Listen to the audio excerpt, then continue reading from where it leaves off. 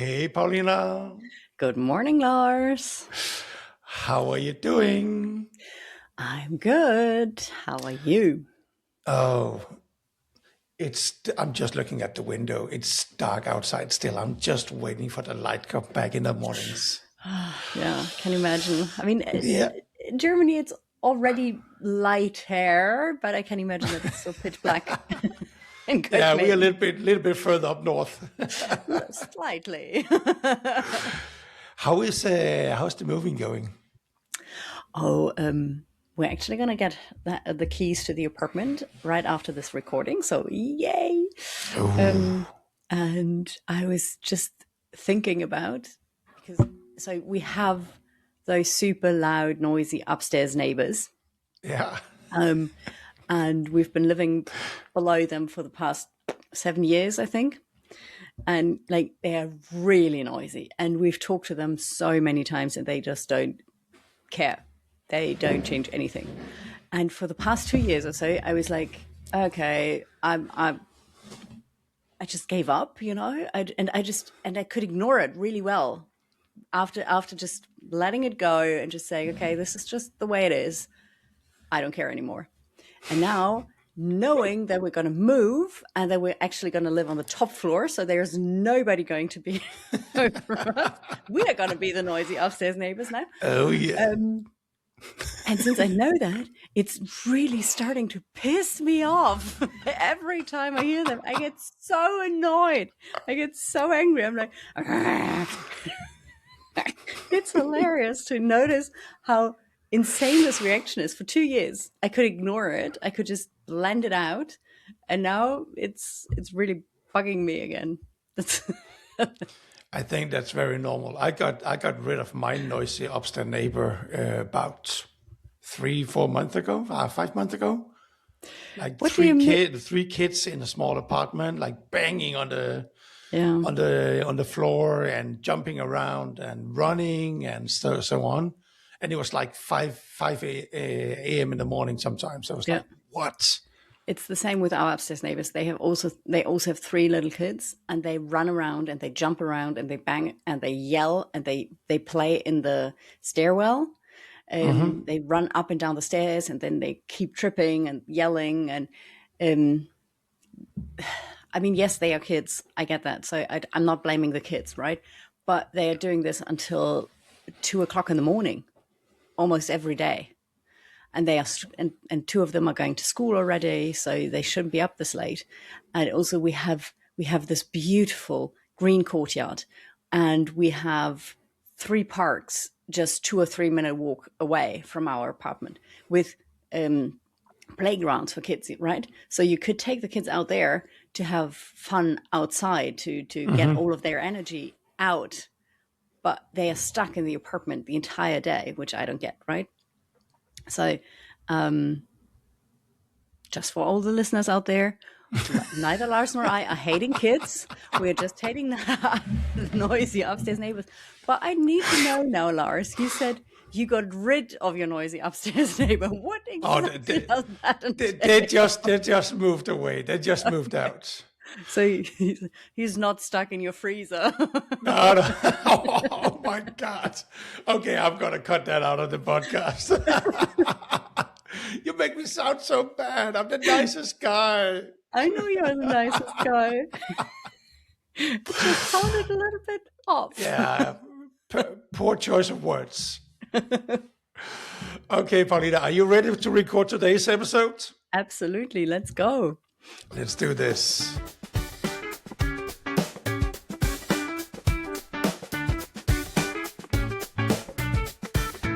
Hello, everybody, and welcome back to Cultures from Hell.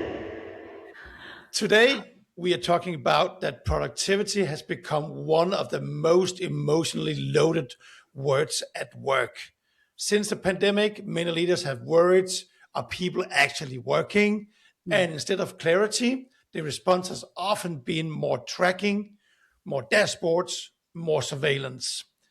And today we're talking about when productivity anxiety turns into control and why that often not often always backfires, right? Well, I think it depends very, very much on the overall culture in a company. But on the long run, I very strongly believe that it does backfire. Maybe not in the short term or in the midterm, but in the long run, I'm convinced of it. And if you're tuning into the podcast for the first time, this is Paulina. She is my wonderful co-host and the co-founder of Culture Code Foundation and the expert on company culture. Paulina, let's jump into it. Yes. Okay, so what is productivity paranoia? First question, right off the bat. Okay. I would say that productivity paranoia is what happens when leaders and managers and boards and investors confuse presence with performance, activity with outcome, and fear starts taking over. It's the low grade anxiety that people maybe, just maybe, might not be really working. And I agree with you. This started, from my perspective, before COVID, but was exacerbated or accelerated by the home office. They were so unusual and so unknown for many, both for employees and also leaders, right? And that jump-started this wish for control. And so instead of building deeper trust with your teams, which admittedly takes time and is hard work, companies and leaders started building dashboards. And the irony to this is, from what I've seen in companies, the more we monitor people, the more they will try to hide. None of us want to be spied on. None of us really want to feel like I mean, unless you're being paid for it to be in Big Brother, but you don't want to be in Big Brother if you're not getting paid for being there. So you tend to get less transparency instead of more. And that isn't just a leadership issue, it's cultural. Because it reveals what a company or a leader really believes about its people. And the belief that a leader and a company have about the people working there has an incredible effect on the trust and also how people actually will show up for work. Because if you, as the leader or the company, assume that your people are motivated, and you will trust them on a completely different level, and you will give them more leeway to do things their way. And if you assume that they are lazy and that they need to be controlled, then they will sense that you don't trust them, point blank. And I completely agree with you that, and you and I, we worked together through COVID, right? Or at least a part of it. And I would say in the company we worked for, Self-Made at that time, it wasn't like we accelerated like dashboards and so on. We actually didn't do that much. But I heard about a lot of companies doing it, a lot of people working within sales as me, that they got all these dashboards. They had to fill out reports all the time to make sure what they're doing. And like you said, it accelerated during Corona because we had to work from home, or most people had to work from home. But do you see this as a remote specific, or is it everywhere now? I would say it is everywhere now. And as I said, I think it started before COVID, but it was accelerated by remote work. But I see it in hybrid settings. I see it in on-site setting. It doesn't really matter anymore, because it isn't the real issue. Isn't the remote work? It's the wish for control. And the paradox that I see is, the more you want to control things, like you just said, right? You have to fill in dashboards, you have to fill in reports, la la la la la la. You have more meetings because people want to see you more, want to make sure that everything's on track, da da da da da.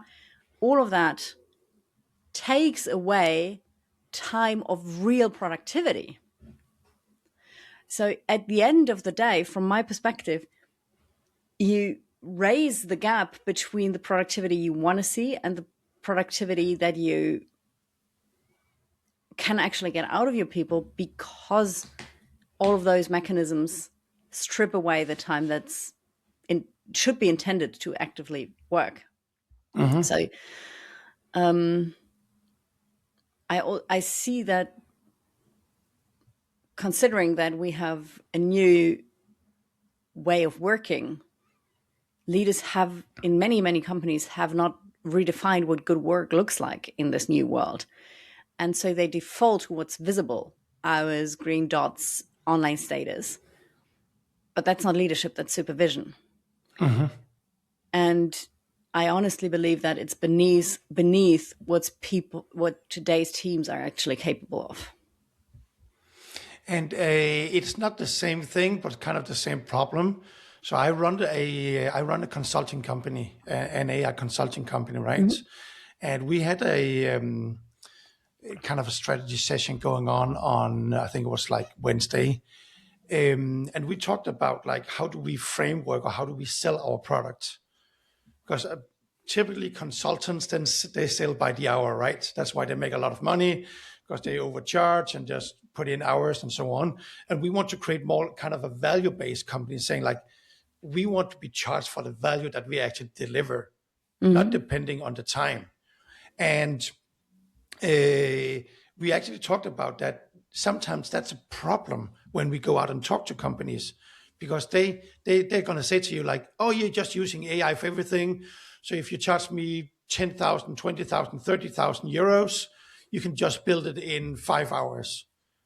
And back to the point here and to the topic is, for some reason, like when you say control, they like to know that, oh, if I pay this, I've gotten so many hours. They want to have that control. And the output isn't really what they want. No. Wow, that's interesting. That's really interesting, right? And because we have been asked like if we can sometimes sit in companies, kind of an interim person or something sitting out there and help them implement AI and so on. And again, like we're saying like, but if we can deliver everything in 2 hours, why do we have to sit there for 3 days? And the only answer you get is because that's what we're paying you for. It's like, what? You're joking. They want to see you working on their project in their office? Yes. But you're Danish. You're Danish companies. You're supposed to be the most evolved kind of work environment in the world. This is an American company, to be honest. It is an American company. Okay, now you're talking. Now it suddenly makes sense. Yes, but it is the same thing. And also like back to the dashboard thing, it's like they want like have a progress report all the time. And we're like, we don't do that shit. No. And like we have some milestones, and every time we have a milestone coming up, we have like a meeting saying like, this is where we gotten to, give us some feedback to the product, we can take it back, and then next milestone, blah blah blah, right? But on top of that, they want a progress report, and we were like, no, it's not going to happen. Let's forget about it. Honestly, then you have to charge them more because you're spending more time on building a status report. Why don't people? Oh, this is going to be a fun episode. Yes, it is. Okay, back on track, Paulina. Why does this gap between employees and leaders or leader perception actually exist? Probably because people feel their work and leaders just count it in this kind of environment. employees can see their progress, solving a tricky bug, finally getting that stakeholder aligned, finishing a deck, blah, blah, blah, blah, blah. But none of that usually is visible on a dashboard. And then leaders assume it's not happening. Especially, I mean, the weird thing is with control mechanisms in work that I've seen, micromanagers or controlling managers, they want to see the progress reports and everything, but they are still, for some reason, not seeing the actual work that is being done. So, and that for me comes down to a trust gap, and on top of that, a clarity gap. Leaders haven't done the work themselves to define outcomes clearly from the get-go. So they panic and start measuring what's easy: time, activity, presence. And what emotions do leaders project when they track hours? Because they do a lot, to be honest. Yeah. I would say there is a lot of insecurity. Micromanagement usually doesn't say I care, it says I don't trust you. So I would say that there is a lot of anxiety around how do I show up in front of my leaders, and wanting to control that I stand there in a good position.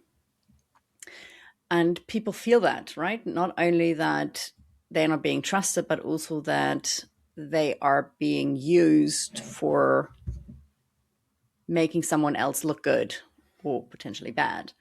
So, which accelerates the feeling of not being trusted. So, and people can really feel that, and it seeps into every interaction. And suddenly your team isn't focused on solving problems anymore. They are focused on staying visible. On top of that, I very strongly believe that these days, with all of the shit hitting the fan in the outside world, every single one of us brings a higher level of anxiety to work with them than we did like 5 years ago before COVID. Because the future seemed more secure, more predictable than it does these days, right? Mm-hmm. And for leaders who are under a constant, so I'm going to hold up the candle for leaders here, because I know what a difficult job it is to shoulder this anxiety on top of the responsibility and the pressure that comes with management positions, and especially middle management position. And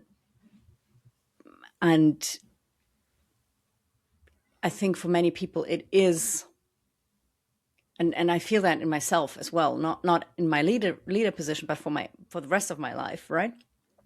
I think it's a very understandable answer to feeling completely helpless in the outside world to try to control other things in that you can control. So, for example, with my move, I'm trying to control every little bit about the move. And, oh, yes, you are. And so I think partially this control thing also comes from this overall fear and anxiety towards the outside world that then seeps into trying to be in control of other things because you cannot control anything out there. Yeah. But at the end of the day, for employees, this control, this I don't trust you kind of feeling is a fast track to learned helplessness. 100% agree. And with your experience, both in your job experience and of course working with the Culture Code Foundation and all your clients, do you have any examples when productivity tracking backfired? Yes. Surprisingly, give me that example. Don't just say yes. Surprisingly, I do have a good example, and I think I might have mentioned it before. So one of our clients, when the remote work started, they rolled out an online time tracking plugin in Microsoft Teams. Originally, just to get visibility. But I mean, you and I can say this openly. If you roll something like this out when it previously didn't exist, and when it happens to be timed with the fact that that people are now working from home and are not visible in person anymore, people obviously understood this as a control mechanism. And so people started to figure out, okay, how can I show my presence? How can I show my value? And especially if you work on long-term projects, then you don't necessarily see the outcome or the output every week, right? So within weeks, meetings doubled and status updates tripled because they wanted to be more visible. They wanted to make sure that people... And I actually even heard from one employee that they stopped, they took out the deep work blocks out of their calendars because he felt that he needed to look more active. And it's simple math, right? If meetings double and status updates triple, obviously people spend this time not working productively on their original tasks. But still, the company was really confused and asked us, why does everything feel so slow?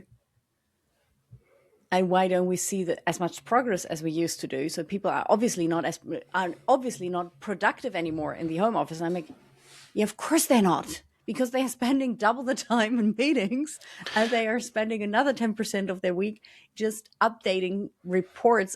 So of course they are not as productive as they used to be. But that hasn't to do anything with being remote. It has to do with a system that rewards noise and visibility instead of progress.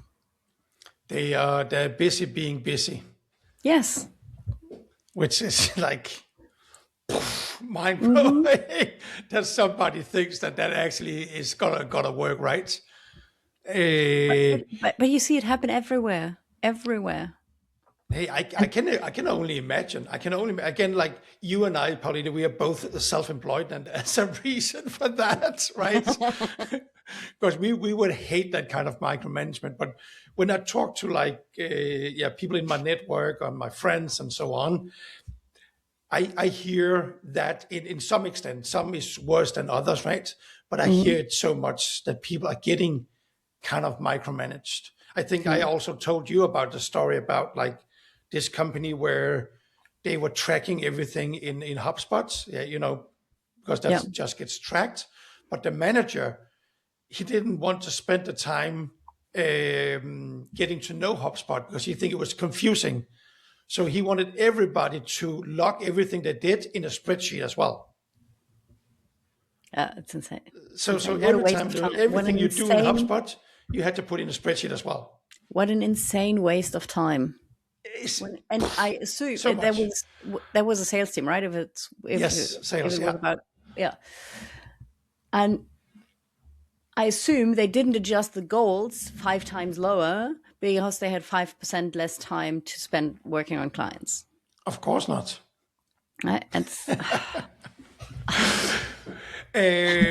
Paulina, if you're an employee out there, right? What signals would tell you that you're not trusted?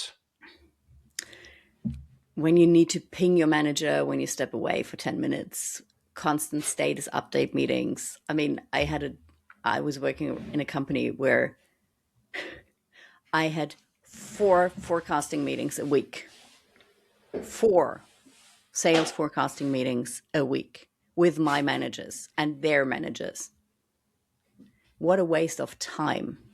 Yes. I mean, how much can change in the course of a day in my forecasting? Another signal can be leaders saying, let's just check in daily for a while. I'm a bit torn on this one, because if it comes from a place of, okay, I just want to see your faces, I want to know how you're feeling, how you're doing, I want to touch base with you.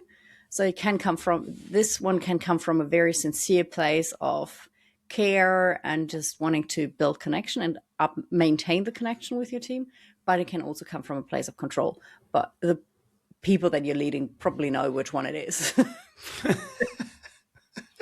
So, because people really clearly sense when they're being tracked instead of trusted.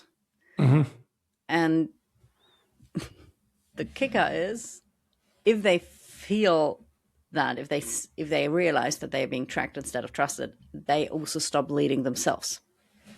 And they stop thinking critically. And at the end of the day, you lose the exact thing you hired them for, because critical thinking, challenging you, bringing new ideas to the table. But why should I if I'm being controlled? If people are being, especially intelligent people, if they feel controlled, they, and if they don't feel trusted, they definitely lose their spark.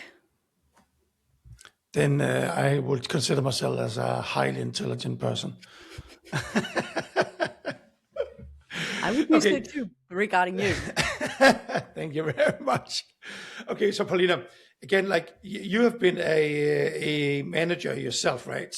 And we all know and I've run some companies as well, and we all do know the importance of measuring stuff to some extent, right?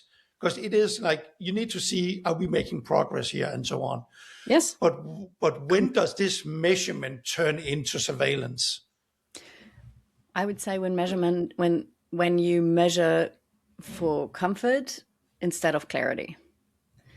Measurement is absolutely healthy when it helps people make better decisions, when it helps you as a manager to see, early on when you need to steer in another direction, or when it helps you see when people need more support. Ideally, you have such a trusting relationship to your team that you see that, or they tell you that without any measurement, but it can still support that, obviously.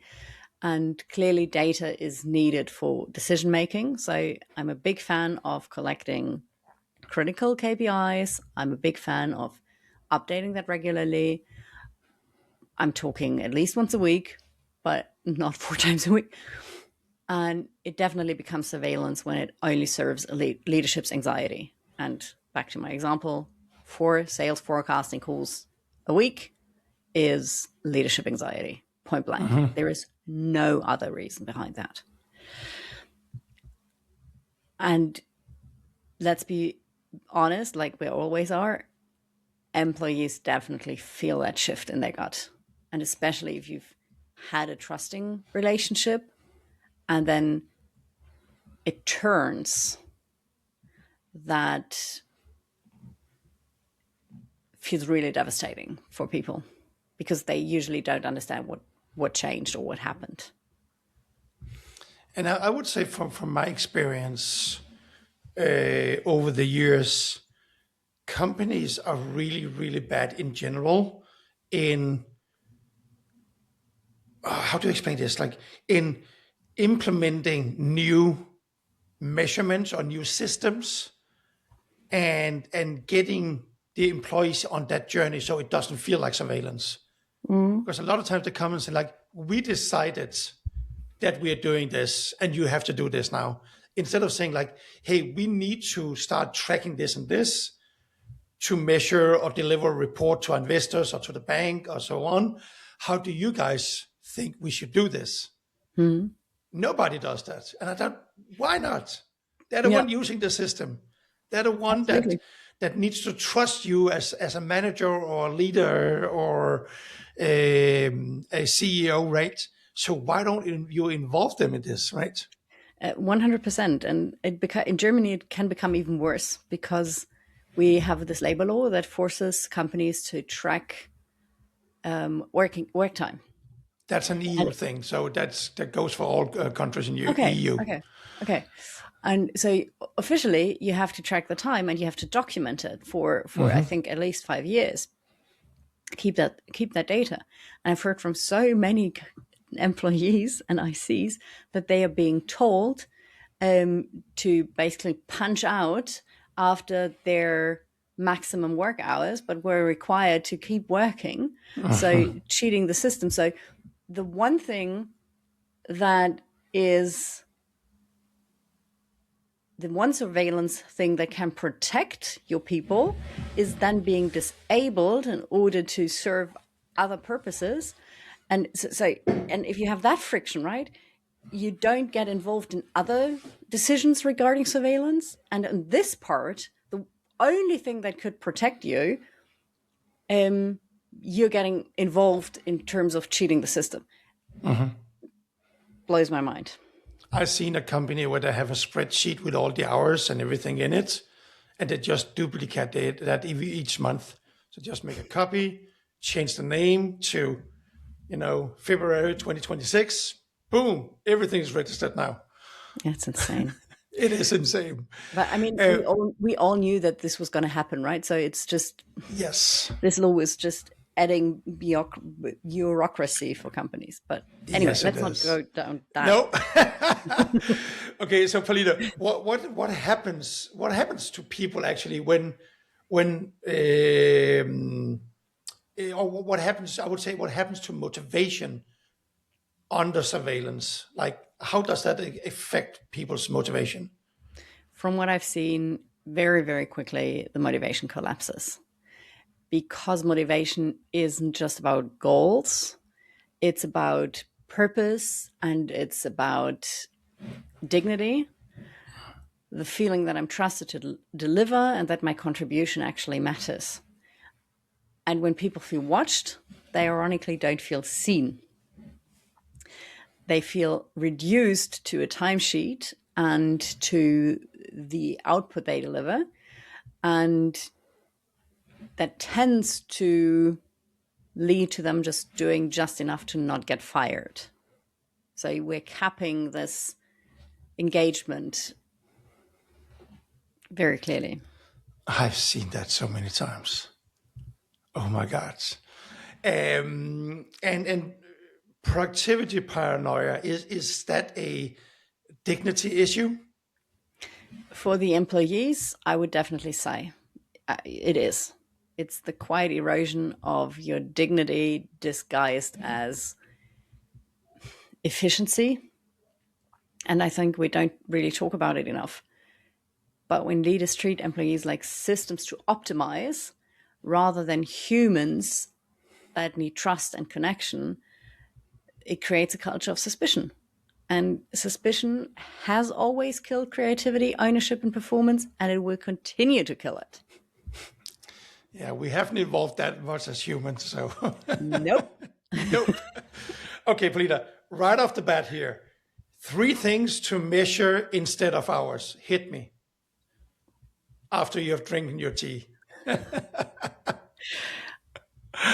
Clarity of expectations and clarity of outcomes. So does everyone know what good looks like? The team throughput. How much meaningful progress are we as a team making on a weekly basis? And collaboration friction. How much time is wasted due to unclear decisions, misalignment, and time spent in meetings as well. Especially time spent in meetings. We are running at the Culture Code Foundation. We are running our efficiency boost program, targeting exactly those things. And for example, time spent in meetings. An average employee in Germany wastes about 4 work days a year in unnecessary meetings overall. And I've seen companies where it's a lot more than that. And I strongly believe, and that's also what we try to achieve with this program, right? It's, you need to be able to be doing more with less. So getting more done in a better way instead of turning yourself around all the time, trying to make sure that everyone is aligned on everything. And not just aligned. What I usually see is not people aligning, but people getting informed about everything. That's a huge productivity killer. Meetings are the worst productivity killer in companies. I can only agree with that. I waste way too much, but it's kind of part of my job talking to people. So It's not about not talking to people, right? But it's about preparing meetings well and making sure that the discussion doesn't run completely out of hand, and that meetings are not just status updates and information download, because people can do this on the fly asynchronously by reading so much faster than they can. We read 2 times faster than an average person can speak.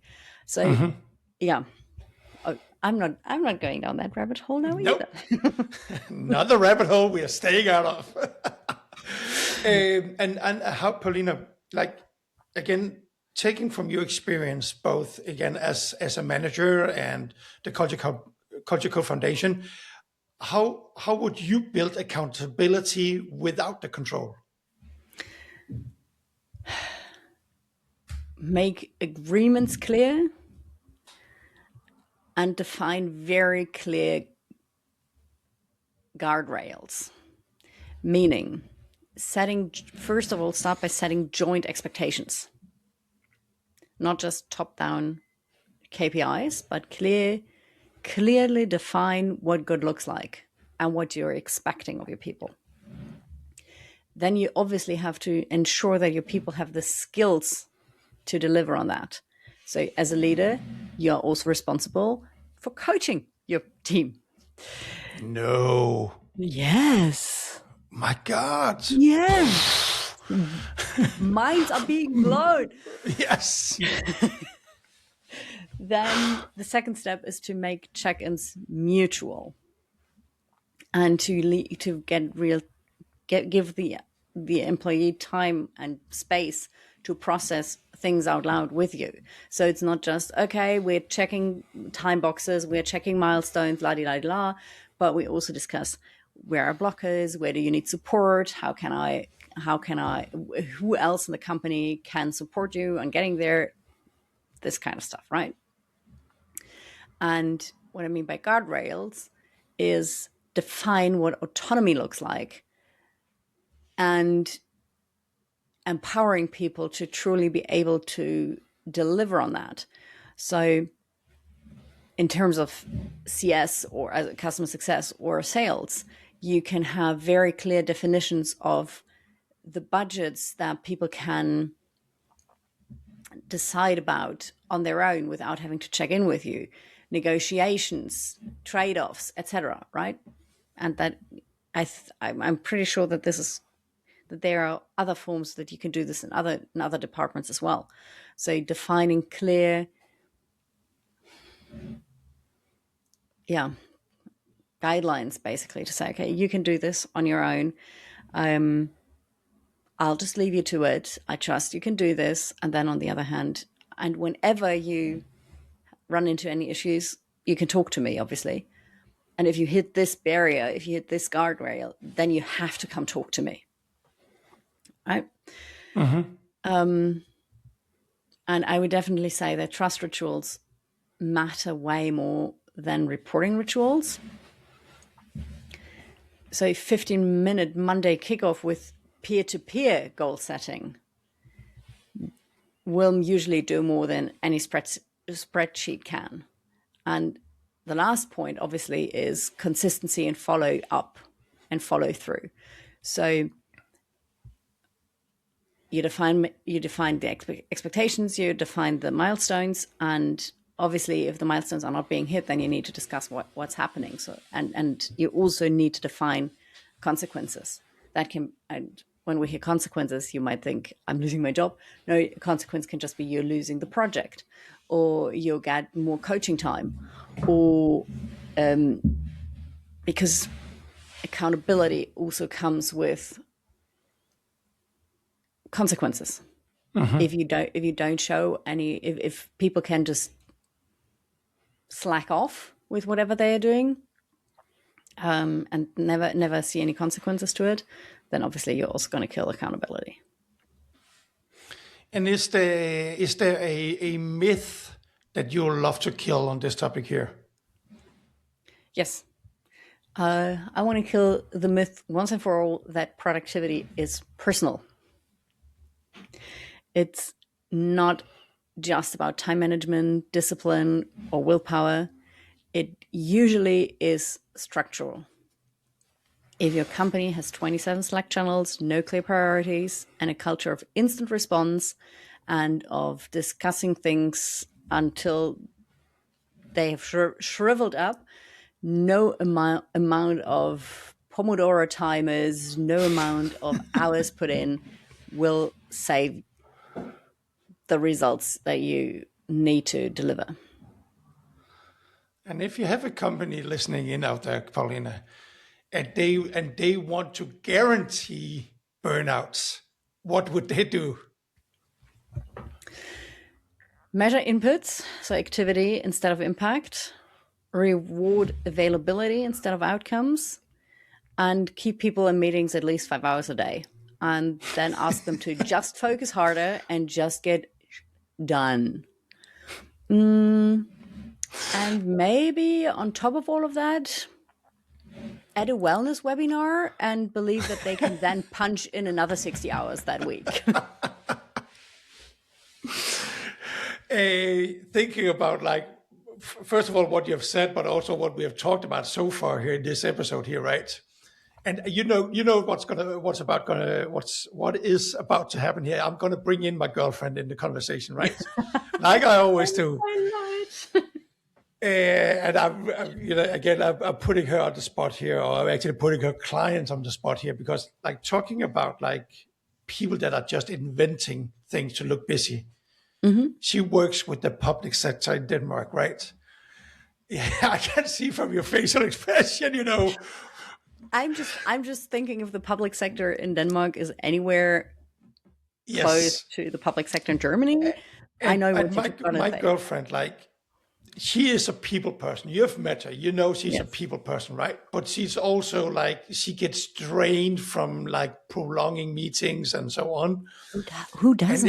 Everyone gets drained by those. Yeah, but she really got hit hard, right?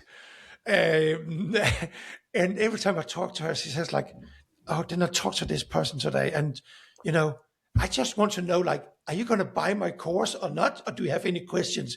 But they kept talking about this and this and this and this. And we could have done it in 5 minutes. And it was 45 minutes. And she said, she's just like, oh, it drains me. And you can just see her in her face, like, how tired she is from those meetings. But that is, for me, a typical example of people trying to look busy just by being long meetings, right? Yeah. And I see that so much. And that's also why I say meetings are the biggest productivity killer. Yeah. When you have a budget, right? Most people will spend the entire budget, or they will overspend. And if you and that goes for time budgets as well. So if you allot 60 minutes of time budget for a meeting, then people will use the entire 60 minutes or even more. And I've been in so many meetings where the meeting, if it had been run effectively, could have been done after 20, 25 minutes. But because people think, okay, we have to fill this bloody hour, they are going to talk about other things and so on and so forth. And just not get to the point. Mm-hmm. So, and that's why meetings are so draining, because they are taking valuable time out of your busy day, and you're taking control out of, so you're taking control away from people to make their own time, or to be in charge of their own time. And so, yeah, don't get me started on the okay. Moving on. Drain of bad meetings. Jesus. Paulina, what is the biggest productivity mistake a leader can make? I would say confusing urgency with importance. Some leaders I see create artificial pressure because they think that pressure equals performance. But sustained urgency simply fries people's nervous system. And especially, I said it before, right? We are all coming to work with a higher level of anxiety than we did years ago. And so our nervous systems are already on higher alert than is really healthy for any of us. And if you then add on top of that, you just create anxiety and panic. And if your people are feeling anxiety or panic, they are not going to deliver on their best results. So the best leaders that I know manage to take away as much anxiety as possible and create rhythm and calm and conditions where people can actually deliver on their best, to the best of their abilities. And what worries you like the most when it comes to workplace cultures right now? Two things: that we are underestimating the overall anxiety levels that people are feeling, which I think is very, very normal when we look outside. I mean, you wake up in the morning and you don't know what kind of world you're waking up to. What new shit is hitting the fan today? We just don't know anymore, right? And so that's the one thing, that we're completely underestimating that. And on top of that, so this anxiety obviously leads to higher levels of exhaustion and more sick days, because people just are so exhausted. And that's the second thing that I'm really worried about, that we're normalizing exhaustion. And we're back in a world where we praise the people who work late, who never disconnect, who reply fast, and then and just really strong, hard workers. And at the same time, we're blaming people who cannot really keep up with this speed anymore. And at the same time, we are wondering why we have high levels of sick days, why we have attrition, why we have anxiety, and why we have zero innovation. And most people I know aren't lazy. They don't want to drain a company. They want to feel purpose. They want to deliver an impact. They want to show up for things, but they are freaking tired. I mean, my husband and I just yesterday we were sitting down together, and we were like, it never stops. There are so many tiny little things that need to get done on a daily basis, on top of having a full-time job. And obviously we also have a lot of side projects, but we don't have children, right? And we keep wondering how we're going to live our lives if we had children on top of all the little things that need to be dealt with on a daily basis, and our jobs. So people are really, really tired, and very, very few companies are building systems and cultures that actually allow for recovery. And most companies I know don't even think that they are responsible for allowing for recovery of their teams. And I'm not saying you should build a wellness temple where people can just come and chill out. Definitely not saying that. But you need systems that don't break people. Very important thing. Very important note here. Okay, so we're getting to the end of today's episode, and let's leave all our listeners out there, especially the ones in a leadership position, like with one small thing that they could do this week. Ask your team a simple question. What's one part of your workday or your work week that feels unnecessary or performative? Then shut up and let them talk. and actively listen. I can assure you, you will learn more in 10 minutes than any dashboard will ever tell you. I am 100% sure.